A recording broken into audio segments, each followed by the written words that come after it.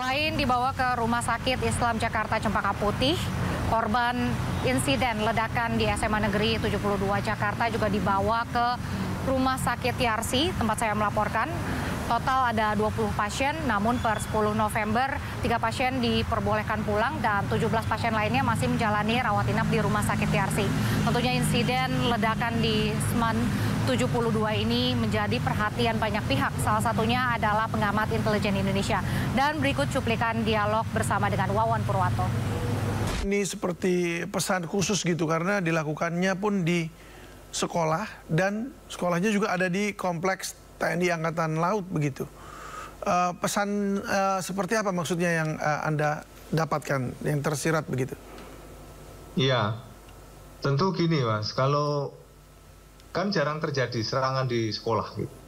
Memang ada juga di sekolah di negara lain di Timur Tengah memang pernah terjadi, tapi yang ini kan kita serangan di sekolah ini baru sekali, baru pertama kali ini yang terjadi. Kalau meskipun serangannya di lokasi ibadah. Kalau lokasi ibadah beberapa kali terjadi dan yang di lokasi militer ini yang tentu akan memberikan satu pesan yang nantinya dari data-data pendukung lainnya nanti akan terkuak motif di balik serangan ini.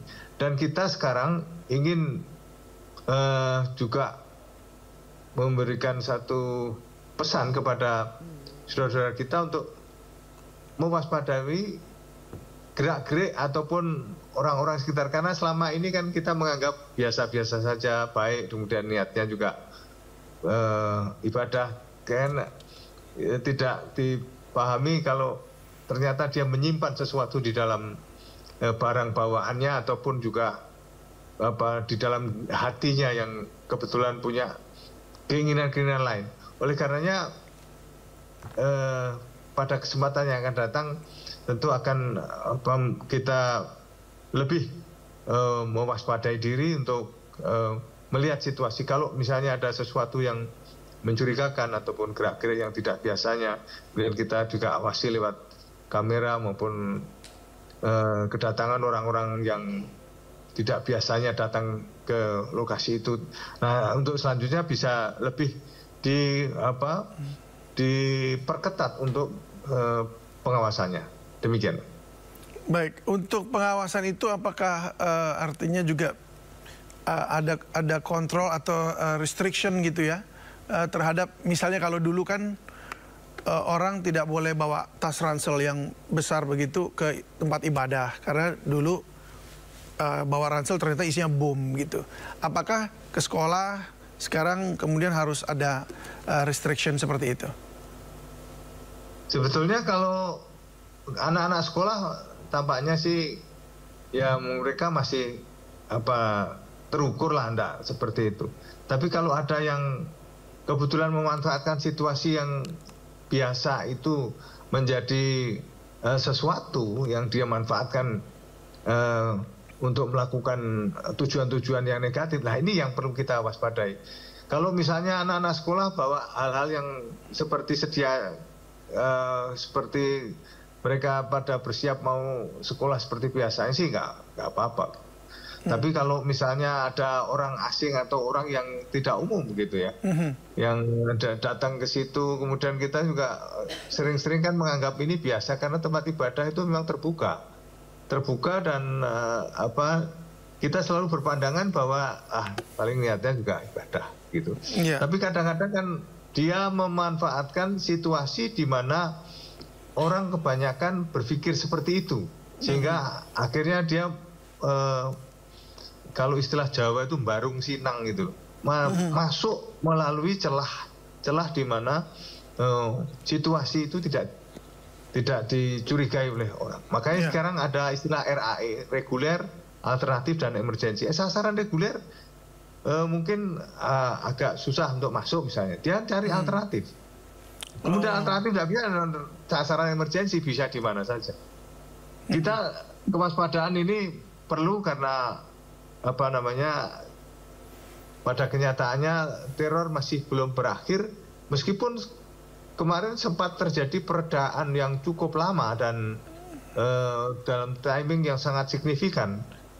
Tapi pada kenyataannya dalam saat-saat tertentu yang di mana ada momentum yang dia coba manfaatkan, dia coba masuk itu. Melakukan test case. Nah inilah, tapi semuanya nanti kita tunggu hasil analisis forensik dari pihak yang berwenang, yaitu dalam hal ini adalah kepolisian. Demikian. Ya, Pak atau Mas Wan, tadi dalam senjata rakitan yang ditemukan itu terdapat tulisan Welcome to Hell for Agartha. Ya, terus kemudian ada 2 nama yang dikenal publik internasional, yaitu Brenton Tarrant ya, dan juga Alexander Bissonnette. Dan ada tulisan natural selection juga. Apa yang ada di pemikiran Anda mengenai tulisan-tulisan ini?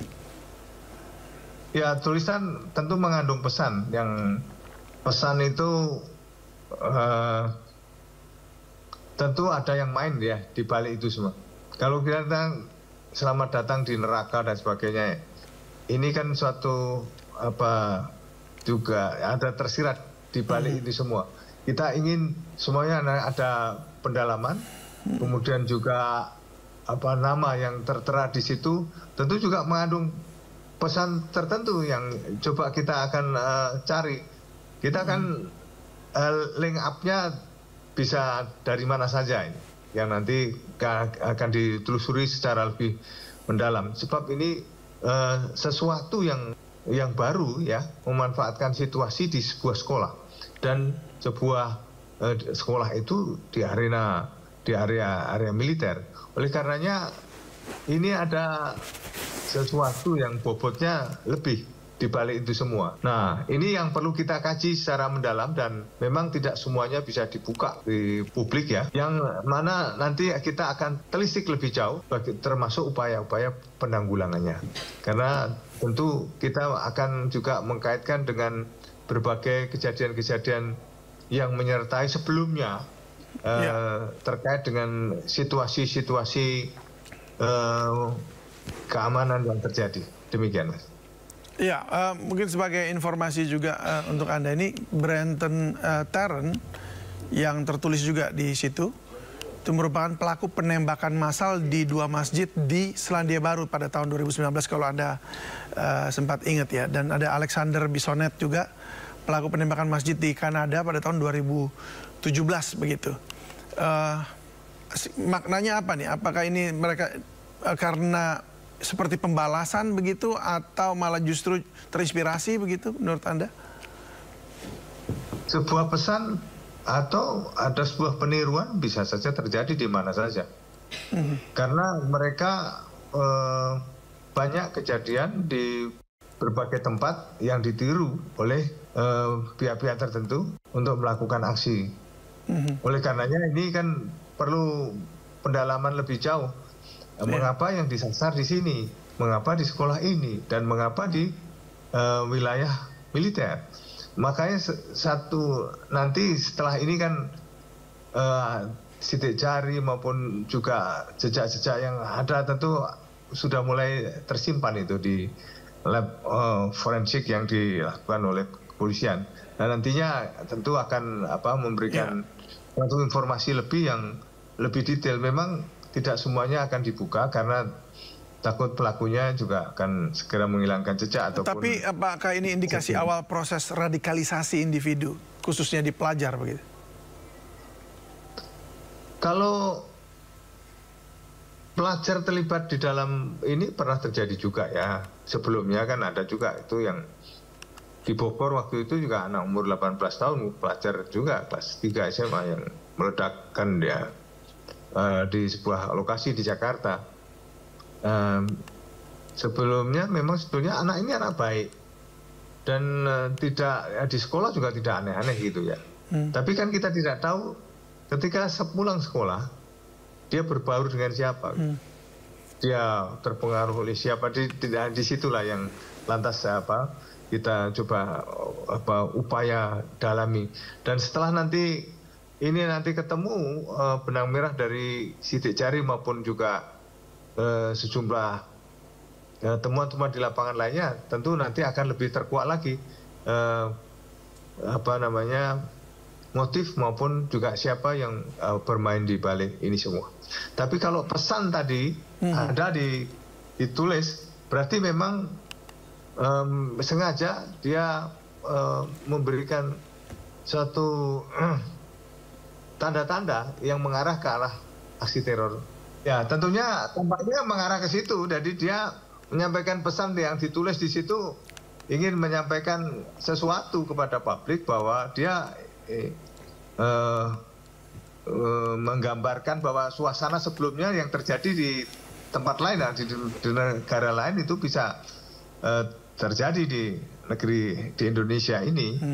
Dan kita juga tentu kalau tadi dikatakan masih dalam proses penyidikan, ya kita sedang dalami dan selidiki ada apa di balik ini semua, dan nantinya setelah betul-betul lengkap nanti pasti ada penyampaian pengumuman secara terbuka, meskipun juga tidak semuanya belak-belakan ya, karena memang ada sesuatu yang tentu dirahasiakan untuk kepentingan penyidikan. Tampaknya sepertinya Anda ingin menyampaikan ada sesuatu suatu peristiwa ini seperti mengalih perhatian gitu atau bagaimana? Apakah Anda setuju? Kalau soal pengalihan isu dan sebagainya, ini kan butuh pembuktian ya, karena proses terjadinya suatu persoalan itu kan terus mengalir. Jadi di belahan dunia manapun bisa terjadi aksi-aksi seperti ini. Dan kemudian kalau ada orang juga yang mengkaitkan dengan politik dan sebagainya, ya itu sah-sah saja mereka itu mengait-kaitkan. Tapi persoalan kita kan satu persatu. Kita tangani ini, motifnya kita buka, kemudian juga bagaimana upaya pencegahan supaya kejadian serupa tidak terulang, atau bahkan terjadi peniruan. Sebab peristiwa sebelumnya yang kemudian ledakan terjadi itu udah cukup lama ya, nggak terjadi di Indonesia sudah beberapa tahun, tapi kemudian ini terjadi lagi. Karena yang kita tahu bahwa waktu itu beberapa tahun terakhir adalah diantisipasi. Jadi sebelum dilakukan, sebelum terjadi peristiwa sudah diantisipasi gitu. Kan kali ini sepertinya kayak kelolosan atau bagaimana begitu? Sebetulnya kita tetap berupaya lah untuk bagaimana menerapkan sistem pengamanan berlapis. Kalau kita melihat kan ibarat tikus itu mencari lubang ini nggak ketemu, dari lubang lain nggak ketemu, mencari lubang baru lagi. Nah seperti itu. Yang tahu ya tikusnya itu sendiri. Dia mencari celah. Tapi kalau misalnya ini lantas nanti motifnya dari sisi yang lain, kita kan setelah terkuak nanti baru kita pahami bahwa oh ternyata ini bisa juga menjadi hal baru yang menjadi temuan, dan upaya-upaya penanganannya pun juga tentu tidak sama ya, berbeda, dan semoga ini bisa cepat terkuak sehingga pada akhirnya nanti kita juga cepat juga melakukan langkah-langkah deteksi dini dan cegah dini di saat-saat mendatang. Karena memang kita sadari mereka juga, para pelaku juga memodifikasi pola, kemudian juga memodifikasi sistem, dan mereka tentu juga melakukan upaya pengamatan dan penggambaran. Dari situlah yang nanti secara perlahan tapi pasti nanti juga akan terkuak semua. Demikian. Peristiwa ini menjadi alarm keras bagi dunia pendidikan bahwa bullying bukan sekedar kenakalan, tetapi bisa berujung pada tragedi kemanusiaan yang memilukan.